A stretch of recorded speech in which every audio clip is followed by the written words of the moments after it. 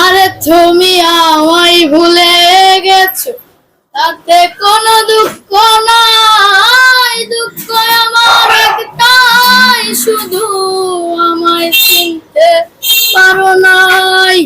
কি ব্যাপার? এই তোমার মনে এত কষ্ট কিসের?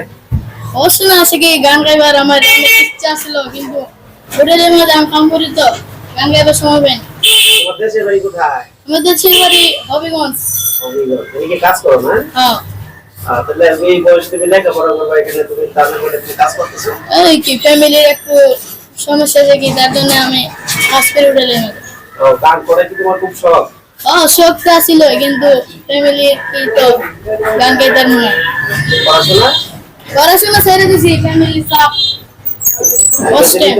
কেউ যদি তোমাকে পড়াশোনা পড়াইতে রাজি হয় তাহলে তুমি কি পড়াশোনা করবা?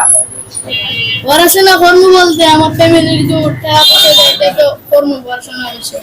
তোমার ফ্যামিলি কেউ দেখতে হবে, এই তো?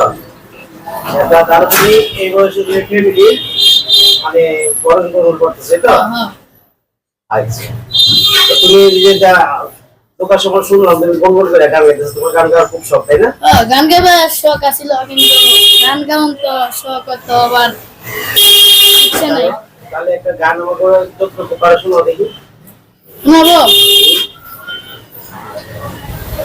আরে তুমি আমায় ভুলে গেছো, তাতে কোনো দুঃখ নাই। দুঃখ আমার একটাই, শুধু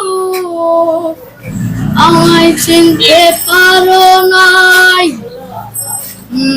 জেনে গেছি আমি হৃদয়হীনা, তুমি জেনে গেছি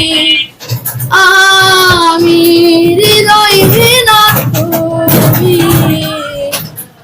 নিজেকে নিজেই মেরে ফেলেছি, ভুলে যাব আমিও ভেবেছি। আমি ভুলে যাব আমিও ভেবেছি। তুমি যেদিন আমাকে বলেছ ভুলে যেতে, তুমি যেদিন আমাকে বলেছ ভুলে যেতে, কত যে চোখের জলে ভেসেছি, ভুলে যাব আমিও ভেবেছি। আমি ভুলে যাব আমিও ভেবেছি। আচ্ছা, যাই হোক, বুঝতে পারছি তোমার গান করার খুব শখ, তোমার কণ্ঠটা মোটামুটি ভালো আছে। তো এরকম যদি কেউ আসে তোমার জীবনে যে তোমাকে তোমার মনের আশাটা পূরণ করে দিবে, হয়তো আমি রিকোয়েস্ট করবো। আর তুমি এখানে 10 টাকা। কিরকম টাকা পাও এই জায়গায়? টাকা ভাই বেশি না তো, আর 3000 টাকা ভাই। আর খাওয়া দাওয়া কোম্পানি দেয়, তাই না? আচ্ছা, যাই হোক, তো তোমার কণ্ঠটা মোটামুটি ভালো। তো দর্শকরা যদি পছন্দ করে আর দর্শকরা যদি তোমাকে দায়িত্ব দিতে চায়, সেই হিসেবে আমি দর্শককে রিকোয়েস্ট করবো, ঠিক আছে? এটা যদি তুমি কাজ করো নাকি তুমি হোটেলে কাজ করতে যে পাবলিক জমে গেছে গা, কথাটা বুঝছে?